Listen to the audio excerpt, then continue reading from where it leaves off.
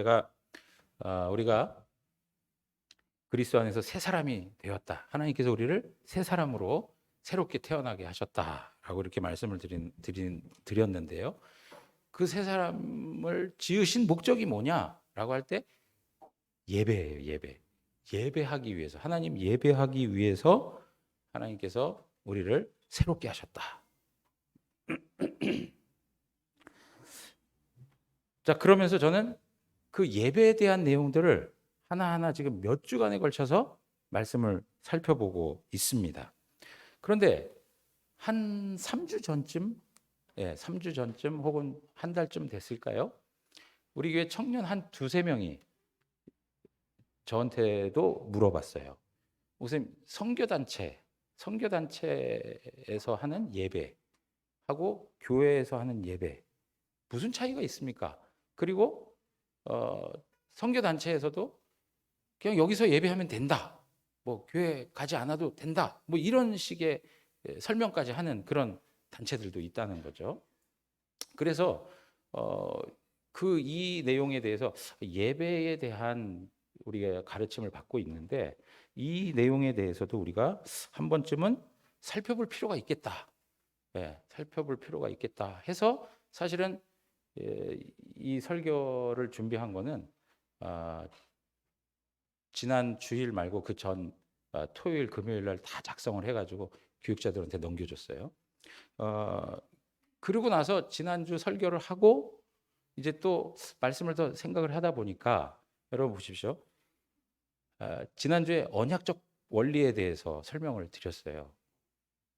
예배에 대한 공적 예배에서 언약적 원리에 대한 내용들을 같이 말씀 나누면서 이러한 내용의 그 신앙이 그냥 공적 예배에서만 그칠 게 아니라 더 확장되어서 우리 삶의 영역으로까지 가야 그것이 더 균형 있는 예배자의 모습이다라고 하는 생각을 하게 됐고 그러다 보니까 여러분 제가 말씀드리지만 우리가 새롭게 하나님께서 그 새 사람으로 변화시켜 주신 목적이 예배라고 말씀을 드렸는데 한 측면이 예배이고 또 하나의 측면을 이야기해 간다면 그것은 복음 전파예요.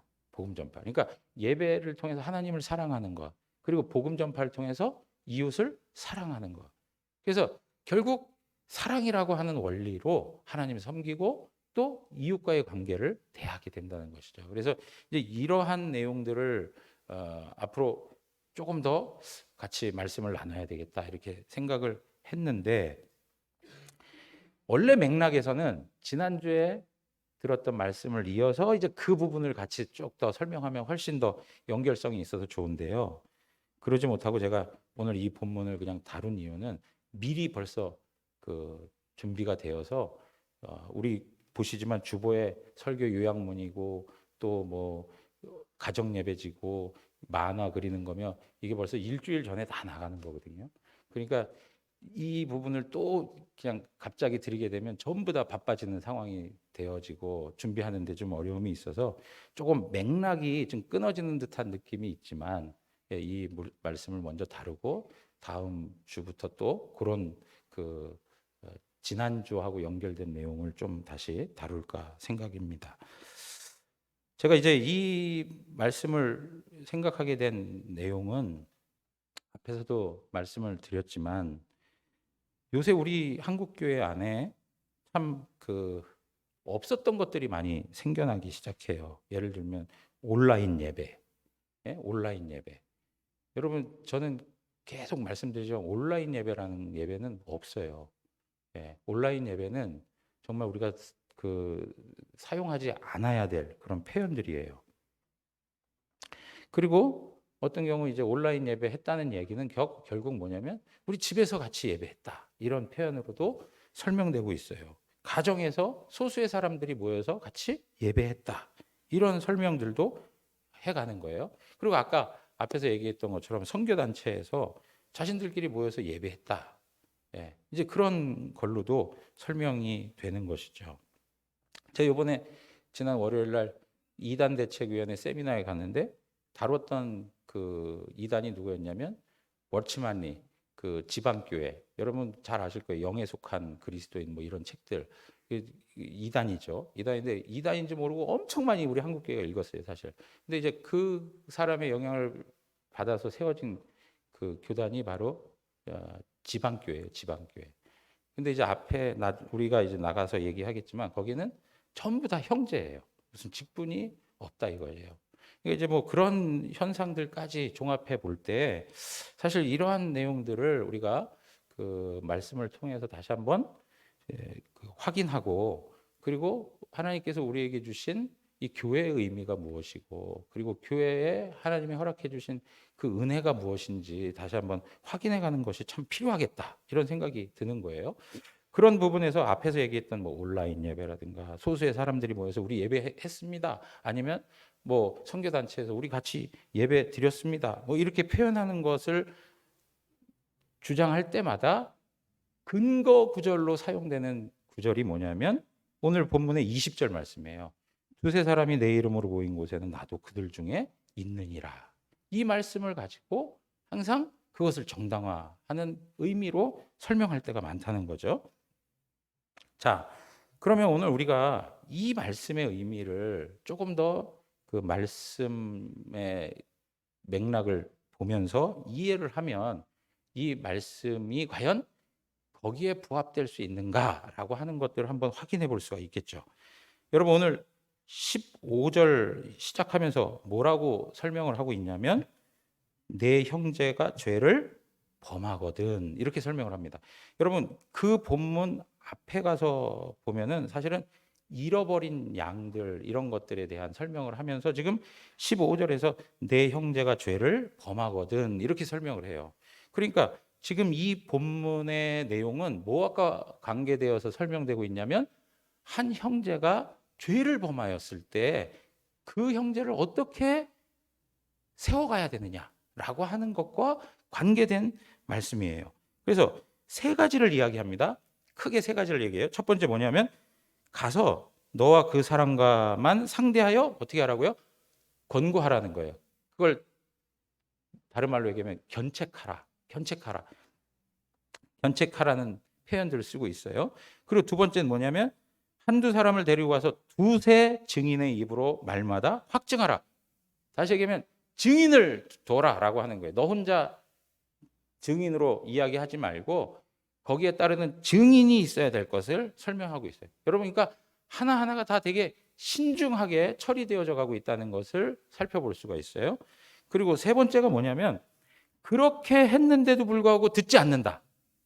예? 그렇게 했음에도 불구하고 듣지 않는다. 그러면 어떻게 하라고요? 교회에 말하고, 교회에 말하고, 교회에 말하는 거예요. 교회에 말하고 듣지 않거든 이방인과 세리와 같이 여겨라, 이렇게 설명을 해요. 쉽게 얘기하면 교회의 권징으로 출교시켜라 라고 하는 말하고 똑같은 거예요. 예, 교회에 말하고 교회의 권함을 듣지 않거든 결국 권징하여 출교하게 하라 라고 하는 겁니다. 여러분, 이렇게 하는 이유가 뭘까요? 이렇게 하는 이유는 그 잘못된 사람을 매장시키기 위해서, 그 잘못된 사람을 잘라내기 위해서 그렇게 목적을 두고 하는 것일까? 절대 그렇지 않다는 거죠. 그가 돌이켜서 회개하여 하나님 앞에서 바른 신앙의 내용으로 세워질 수 있도록 하기 위해서 이러한 과정들을 두고 있는 거예요. 뿐만 아니라 그를 통해서 죄의 오염이 될 수 있는 교회의 상태를 염려하여 교회가 하나님의 말씀 앞에서 거룩하게 유지될 수 있도록 하기 위해서 그 죄에 대해 다루고 있는 치리적 기능을 설명해 가고 있다는 것입니다. 여러분, 그런데요, 이렇게 그리스도께서 자기의 몸된 교회를 치리하는 방식, 아까 지금 권징 이렇게 이야기했는데 권징을 한다라고 얘기했는데 이 권징을 하는 것을 어떤 기준을 가지고 해야 될 거 아닙니까? 그냥 무조건 할 일이 아니잖아요. 그러니까 그 기준이 무엇이냐, 그 권징의 내용과 기준이 무엇이어야 하느냐라고 할 때 항상 하나님 말씀이어야 한다라고 이렇게 설명하고 있는 거예요. 하나님 말씀이어야 한다. 여러분, 교회의 머리는 누구이십니까? 그리스도이시죠. 교회의 머리는 그리스도가 되십니다. 교회는 그리스도의 몸이라고 얘기했습니다. 교회는 그리스도의 몸이에요. 그러면 그리스도의 몸된 교회를 머리가 되시는 그리스도께서 다스리실 때 무엇을 통해서 다스리실까요? 하나님 말씀의 원리를 가지고 다스리시는 거예요. 말씀으로 통치하시는 거예요. 여러분, 말씀으로 통치하시고 말씀으로 치리하시기 위해서 세우신 이들이 누구냐? 바로 목사와 장로인 거예요. 치리회를 두고 하나님께서 그 일을 하게 하시는 거예요. 자, 여러분, 하나님께서 우리에게 주신 치리회가 있는데 이것이 자, 교회 헌법 14장에 우리 한번 그 방송실에서도 띄워주셨으면 좋겠어요. 교회를 운영하면은 명백한 정치와 조직이 있어야 한다. 자연계시 정당한 사리와 성경 교훈과 사도시대 교회의 모본에 의하면 교회의 치리권은 개인에게 있지 않고, 여러분, 교회의 치리권이 개인에게 있지 않다는 거예요. 누구에게 있다고요? 당회, 노회, 총회에 있다라고 설명을 하고 있어요. 여러분, 지금 제가 간단하게 교회 헌법적인 얘기를 했는데 이 헌법의 내용이 그냥 사람들이 만들어 놓은 내용이 아니고 성경을 근거로 하여 설명하고 있는 내용을 표현하고 있는 거예요. 자, 여러분, 웨스트민스터 신앙고백서를 보시면 우리 그런 얘기를 해요.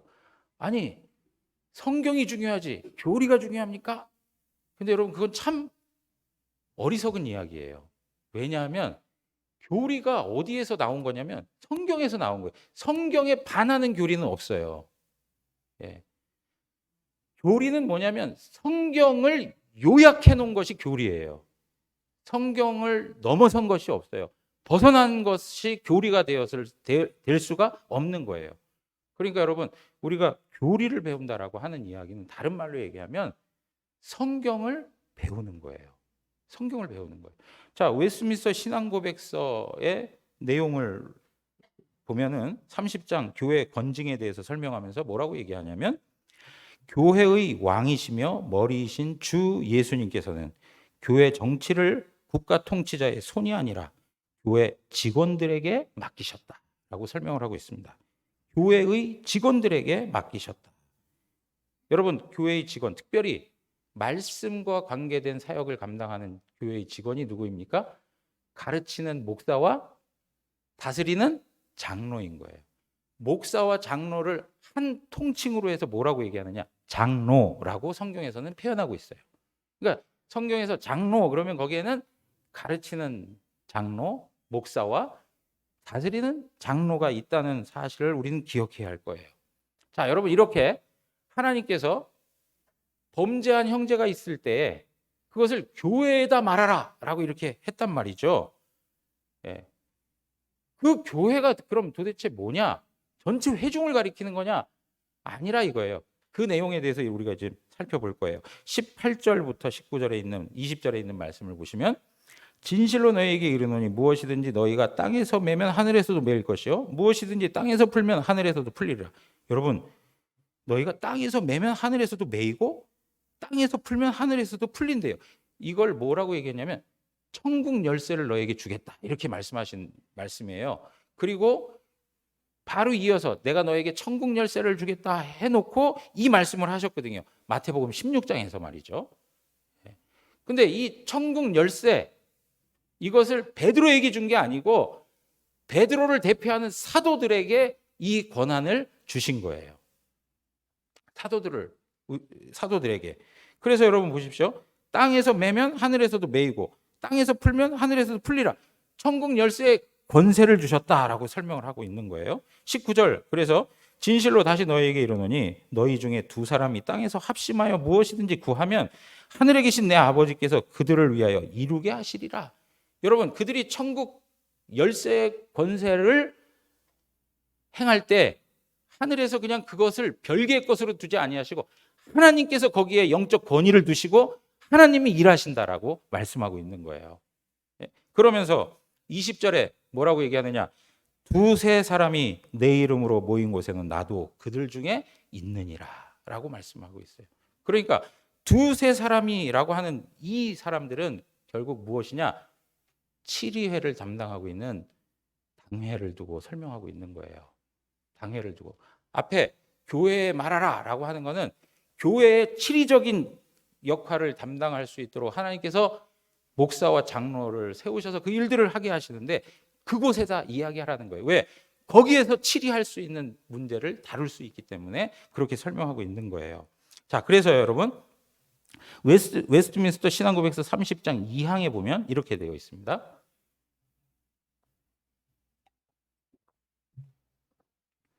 이 교회 직원들에게 천국 열쇠들이 위임되었다. 이 열쇠들의 힘으로 이들은 사람별로 죄를 그대로 두거나 사할 권세를 갖는다. 여러분, 죄를 두거나 죄를 사할 수 있는 권세를 위임받았다라고 설명을 해요. 왜요? 하나님께서 7위회에 그 영적 권위를 주셨다는 거예요. 필요에 따라 회개하지 않는 죄인에게는 말씀과 건징에 의하여 천국 문을 닫을 권세를 가지며 또한 회개하는 죄인에게는 복음 사역에 의하여 그리고 해벌에 의하여 천국 문을 열 권세를 갖는다. 여러분, 천국 문을 닫을 권세와 천국 문을 열 권세를 7위회인 당회에 주셨노라고 말씀하고 있는 거예요. 천국 열쇠를 맡기셨다 설명을 하고 있어요. 자, 하이델베르그 요리문답에서 또 이렇게 표현합니다. 아까는 웨스트민스터 신앙고백서에서 표현했습니다. 지금은 하이델베르그 요리문답에서 설명합니다. 교회의 권징을 통해서 어떻게 천국이 닫히고 열립니까? 라고 설명을 합니다. 그리스도의 명령에 따라 그리스도인의 이름을 가진 자가 교리나 생활에서 그리스도인답지 않을 경우, 앞에서 말씀에서 이야기한 대로 어떤 형제가 범죄하였을 경우, 이 이야기하고 똑같은 얘기예요. 그럴 경우 먼저 형제로서 거듭 권고해라, 견책하라, 권면해라 라고 말씀하고 있는 거죠. 그렇지만 자신의 오류나 악행에서 돌이키기를 거부한다면, 자신이 가지고 있는 오류, 잘못을 인정하지 않고 고집을 부리고 있다면 그 사실을 어디에 말하라고요? 어디에 말해요? 교회, 곧 어디요? 7위회에 보고해야 한다. 7위회에 보고해야 한다. 그리고 그들이 교회의 권고를 듣고도 돌이키지 않으면 성례에 참여함을 금한다. 뭐죠 이걸? 수찬정지죠. 수찬정지하는 거예요. 앞에서 얘기했던 견책을 하게 하고 그 말도 듣지 않거든 7위회에서 그를 수찬정지시킬 수 있는 권한이 당회에 있는 거예요. 근데 여러분, 이 수찬정지가 갖는 성격이 어떤 거냐 하니까 성도의 사귐 밖에 두어야 하며 하나님께서도 친히 그들을 그리스도의 나라에서 제외시킨다라고 얘기를 해요. 그러니까 내가 수찬정지를 당해서 내가 성찬에 참여할 수 없다라고 하는 말은, 제가 거듭거듭 말씀드리지만 그 자리에 내가 떡 하나, 포도주 한 잔 안 마시면 되는 거지가 아니고, 이것은 그리스도 밖으로 내몰리는 그러한 영적인 처지에 있다는 사실과 다를 바 아니라는 거예요.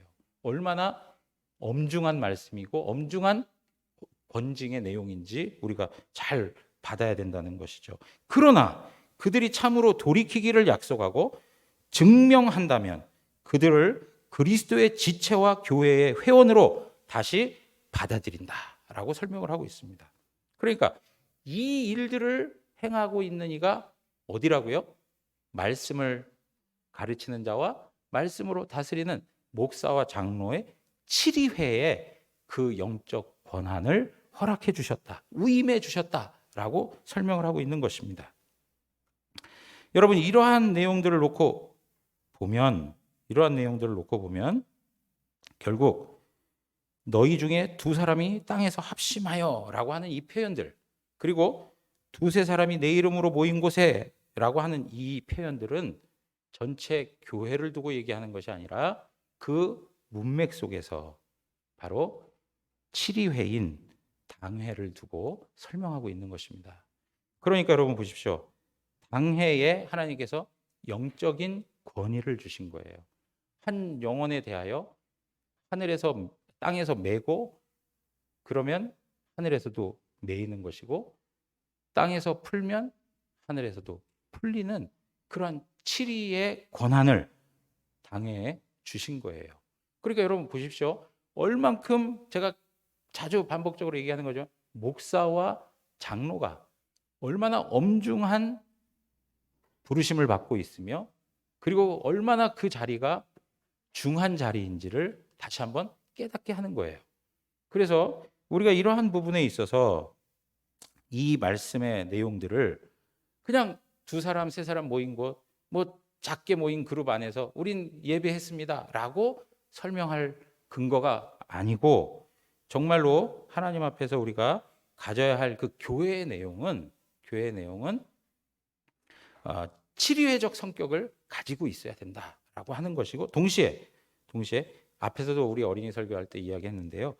교회라고 하는 헬라 말이 에클레시아예요. 에클레시아라는 이 단어를 우주적 개념으로 한 24회 정도 사용을 하고 있어요.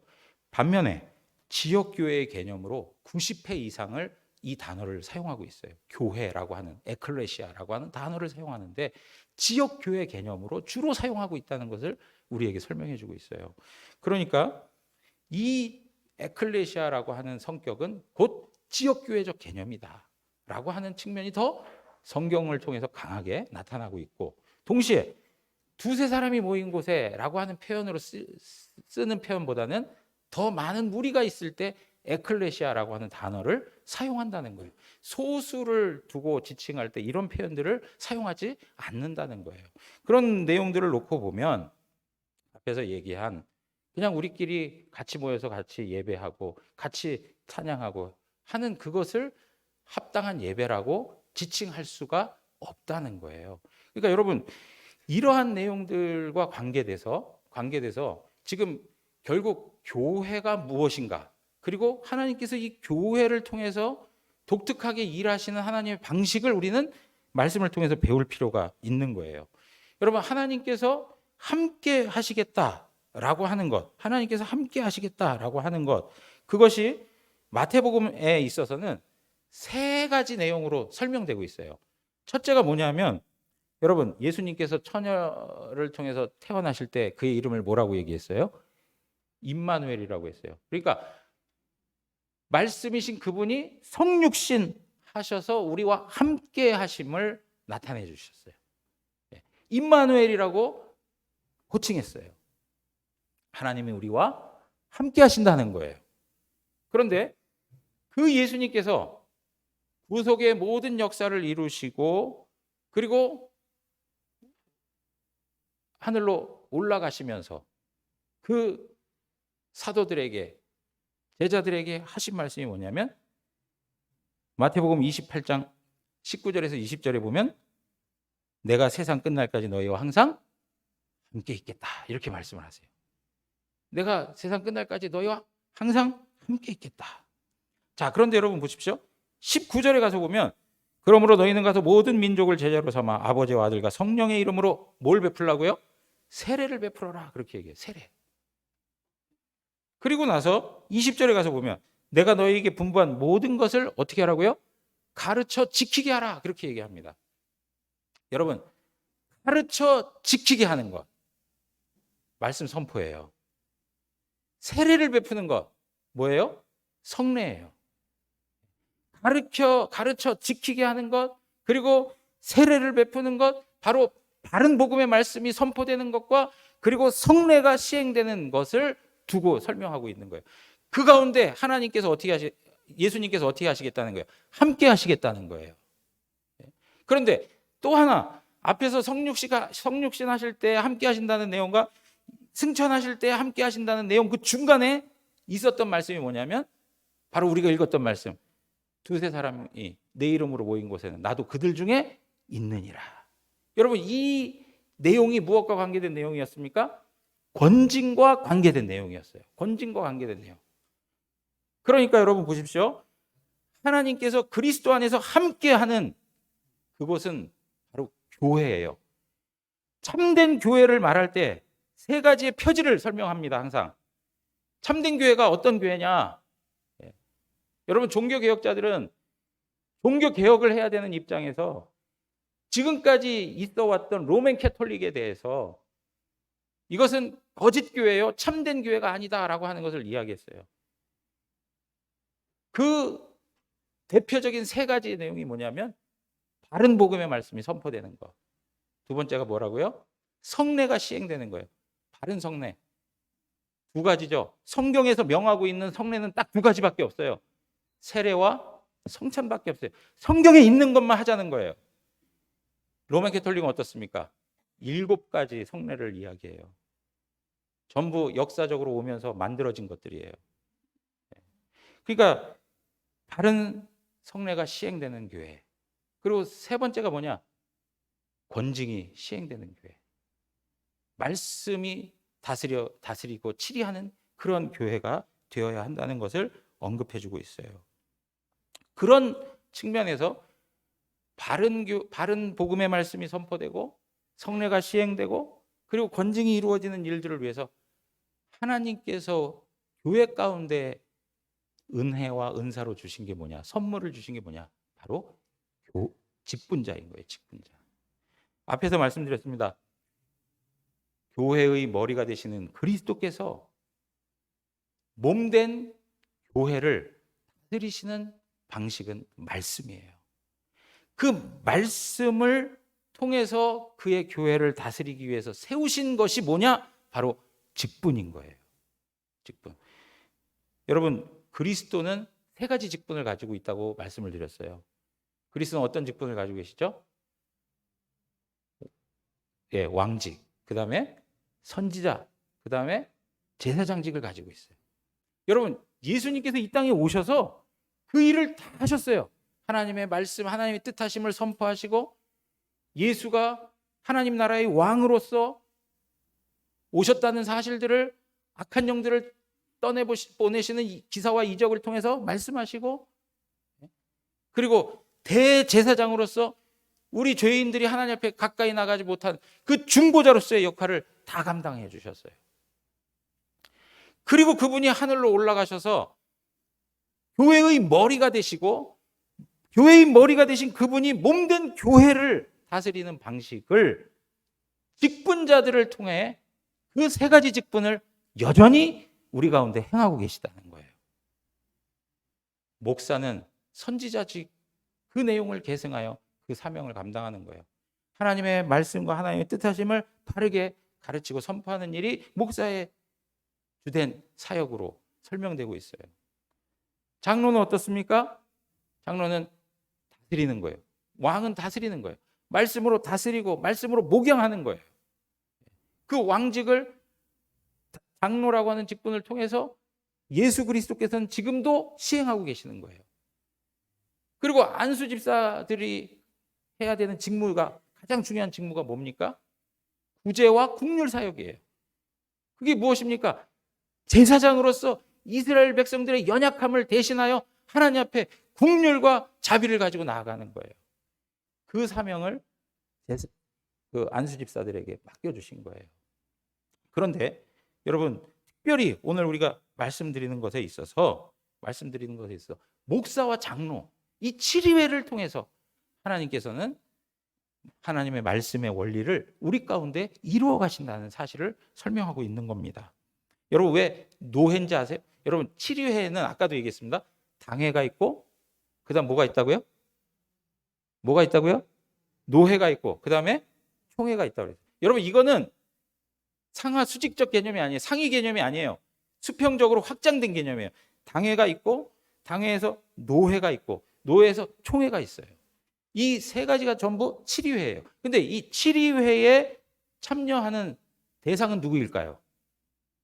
말씀을 전하는 목사와 말씀으로 교회를 다스리는 장로만이 참여하게 돼 있는 거예요. 왜요? 그리스도께서는 그의 몸된 교회를 말씀으로 다스리길 원하셔서 이 두 직분자를 통해서 7위회를 구성토록 하신 거예요. 네. 그래서 여러분 보십시오. 노회에도 누가 참여합니까? 권사님들 참여합니까? 아니요. 목사와 장로가 참여하는 거예요. 노회뿐만입니까? 총회에도 누가 참여합니까? 노회에서 대표를 띄고 목사와 장로들이 나가서 하는 거예요. 하나님의 말씀의 원리를 생각하고 그 말씀의 뜻을 교회 가운데 잘 세우기 위한 일들을 수종들기 위해서 하나님이 세우신 직분이라는 거예요. 여러분, 이러한 내용들을 놓고 보면 결국 목사나 장로는 하나님의 말씀의 원리를 삶의 기준으로 삼아야 하는 것이고, 그것이 교회 가운데 작동되는 원리로 세워질 수 있도록 하나님의 말씀을 교회 가운데 적용해 가야 되는 책임이 있는 거예요. 그런데 여러분 보세요. 이러한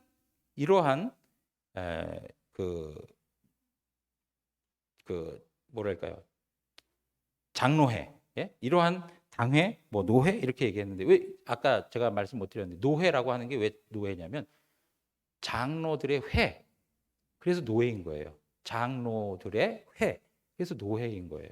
근데 여러분, 이것이 그냥 사람들이 만들어낸 게 아니라 성경에서 우리에게 명하고 있는 거예요. 그리스도께서 교회를 정치하시고 교회를 다스리는 데 있어서 바로 장로회를 통해서 그 일을 행하시더라는 거죠. 자, 여러분 보세요. 바울과 바나바가 안디옥 교회에서 선교사로 떠날 때 어떻게 합니까? 사도행전 13장 2절에서 3절 보면, 주를 섬겨 금식할 때 성령이 가라사대 내가 불러 시키는 일을 위하여 바나바와 사울을 따로 세우라 하시니, 이에 금식하며 기도하고 두 사람에게 어떻게 합니까? 안수하여 보냈다고 그럽니다. 여러분, 안수하여서 그 직분의 부르심을 갖도록 한 거예요. 그것을 확증시켜 주는 거예요. 자, 뿐만 아니라 바울이 디모데에게 말합니다. 디모데전서 4장 14절. 디모데전서 4장 14절. 우리 한번 다 같이 읽어보도록 하겠습니다. 시작. 내 속에 있는 은사.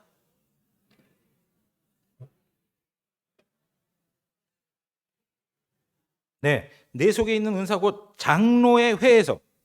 여러분, 장로의 회 아까 뭐라고 그랬어요? 노회예요, 노회. 노회에서 안수받을 때에, 여러분, 노회에서 안수받은 자들이 장로로 세워지는 거예요. 사역자로, 말씀 전하는 자로 세워지는 거예요. 이것이 초대교회 역사 속에 계속 병행되어져 나와 있는 사실들을 볼 수 있어요. 자, 여러분 보세요. 사도행전 14장 23절에 가서 보시면, 각 교회에서 장로들을 택하여 금식 기도하며 그들이 믿는 주께 그들을 위탁하고, 이렇게 설명하고 있습니다. 사도 바울은 복음을 증거하면서 교회를 세웠어요. 사도 바울은 끊임없이 복음 증거하고 교회 세우는 것이 그의 목적이었어요. 그런데 교회를 세우는 것만 끝난 게 아니고, 그 교회라고 말하는 것에는 뭐가 항상 포함되어 있냐면 직분자를 세우는 것이었어요. 어떤 직분을 세울까요? 장로의 직분을 세우는 거예요. 그러니까 여러분, 디모데서나 디도서나 이런 말씀을 보시면 감독의 자격, 장로의 자격, 집사의 자격 계속 설명되어 나오고 있지 않습니까? 여러분, 그런 말씀을 왜 주시겠습니까? 사도 바울이 봤을 때는 그것이 교회의 본질적인 요소이기 때문에 그런 거예요. 그냥 있어도 되고 없어도 되고 하는 게 아니고 본질적으로 하나님께서 우리에게 안내해 주시고 있는 거예요. 우리가 지난번에 예배에 대해서 말씀을 배우면서도 우리가 예배를 하는 데 있어서 제일 중요한 게 뭐라고 그랬어요? 규정적인 원리예요. 말씀이 규정하는 것대로 해야 된다는 이야기를 계속 말씀드렸는데, 마찬가지예요. 지금 이러한 정치 원리도 말씀이 규정한 대로 우리가 하는 거예요. 자, 그런데 디모데후서 2장 가서 또 이야기합니다. 사도 바울이 내 아들아, 디모데에게 얘기하는 거예요. 그러므로 너는 그리스도 예수 안에 있는 은혜 가운데 강하고 또 내가 많은 증인 앞에서 내게 들은 바를 충성된 사람들에게 부탁하라. 여기 충성된 사람들에게 부탁하라. 그들이 또 다른 사람을 가르칠 수 있다. 여러분, 가르치는 사역은 아무한테나 주어졌던 게 아니에요. 가르치는 자들이 누굽니까? 말씀 봉사자들이에요. 말씀 사역자들인 거예요. 여러분, 이러한 것들을 디모데가 충성된 사람들을 잘 선별해서 그들에게 내게 들었던 말을 어떻게 하라고요? 다른 사람들을 가르칠 수 있도록 그들을 직분자로 세우라고 하는 말씀을 하고 있는 거예요. 자, 디도의 내용을 보죠. 바울이 디도를 그레데 섬에다가 남겨놨어요. 그러면서 얘기합니다. 5절에 뭐라고 얘기하느냐? 우리 한번 다 같이 읽겠습니다. 시작. 내가 너를 그레데에 남겨둔 이유는 남은 일을 정리하고 내가 명한 대로 각 성에 장로들을 세우게 하려 함이니. 여러분, 교회를 세우면 반드시 뭘 세우는 거예요? 직분자들을 세우는 거예요. 장로들을 세우는 거예요. 그러니까 여러분, 교회와 직분자는 뗄래야 뗄 수 없는 거예요. 왜냐? 그리스도께서 그의 몸된 교회를 통치하시는 방식이기 때문에 그런 거예요. 이거는 본질적인 이야기예요. 신앙의 본질적인 이야기. 자, 빌립보서 1장 1절에 가서 보시면 그리스도 예수의 종 바울과 디모데는 그리스도 예수 안에서 빌립보에 사는 모든 성도와 또한 감독들과 집사들에게 편지하노니. 여러분, 빌립보에 있는 교회도 바울이 복음 전도해서 세워진 교회예요. 그런데 그 교회의 구성원들을 엿볼 수 있는 단서가 이 말씀에 나와 있어요. 누가 등장합니까? 모든 성도 회중들이 등장합니다. 그리고 또 누가 등장합니까? 감독들이에요. 여러분, 감독들은 다른 말로 표현합니다. 장로로 표현합니다. 장로와 감독은 그 당시에 성경에서 번갈아 가면서 사용되고 있어요. 장로들과 그리고 또 누가 있어요? 집사들이 있다는 거예요. 하나님의 은혜를 받은 바울이 복음을 전하면 교회를 세우는데 그 교회 가운데 항상 직분자들을 세워서 그리스도가 그 교회를 통치하도록 그 일들을 도모해 가고 있다는 거죠.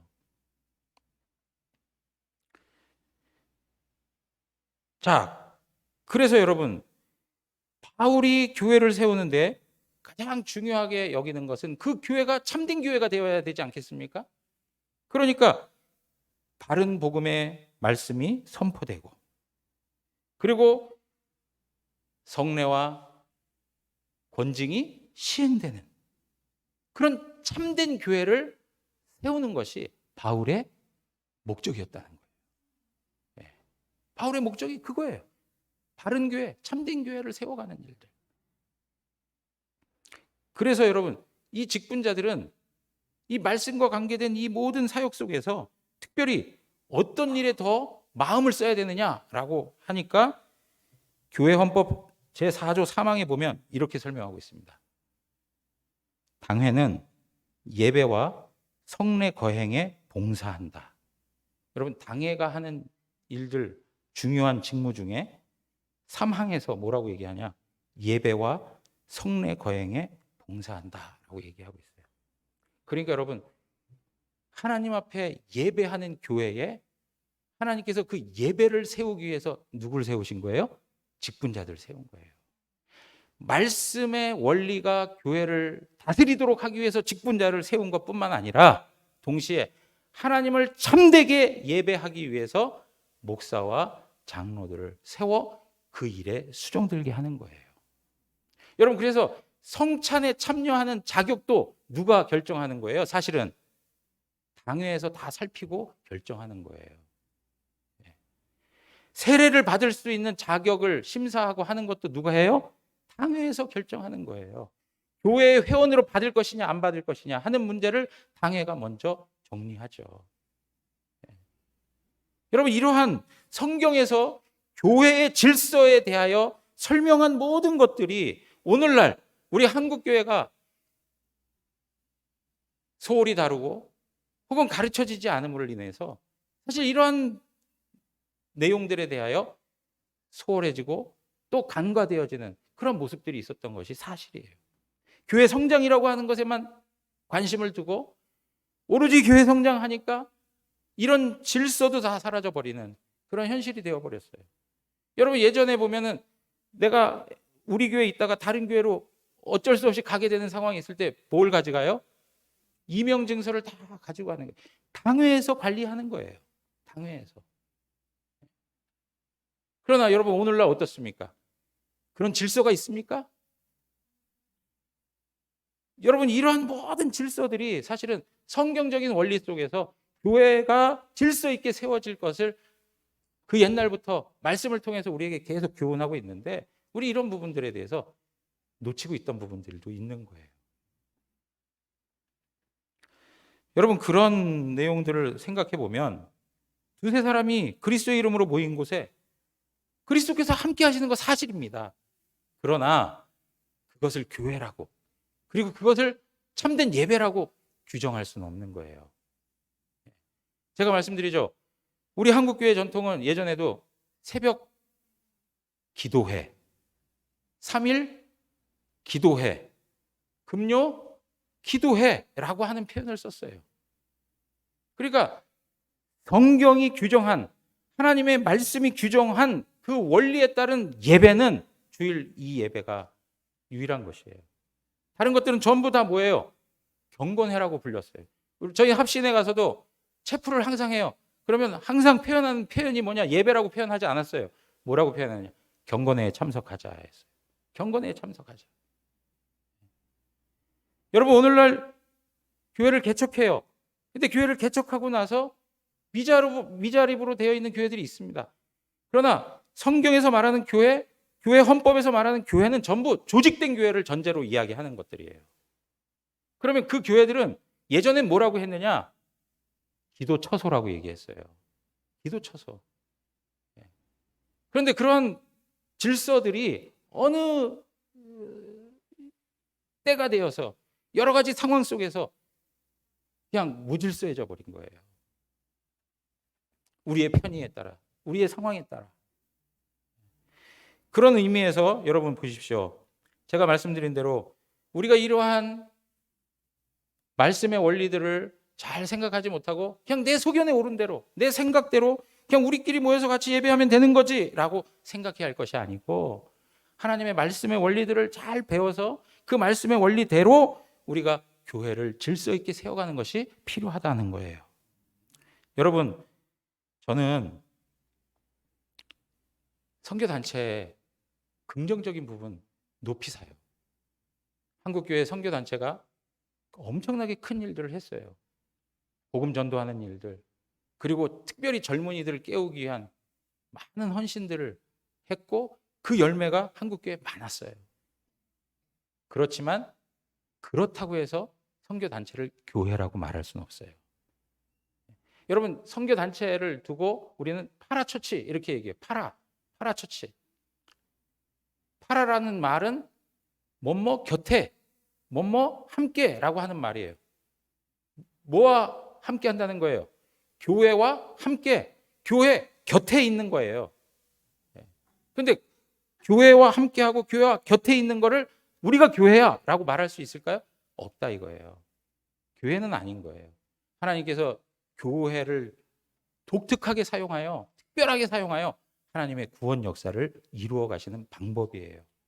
그리고 하나님께서 그 말씀의 원리를 교회 가운데 세우기 위해서 허락하신 직분, 그리스도께서 이 땅에 오실 때까지 끊임없이 교회에 있어야 할 항존직 3가지.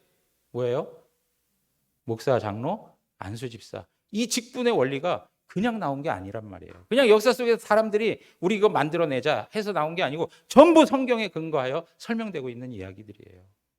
여러분, 이러한 내용들을 보면서 우리가 정말 지방교회, 위트니스리라든가 워치만이라든가 이런 사람들이 추구하는 그런 지방교회들 있죠.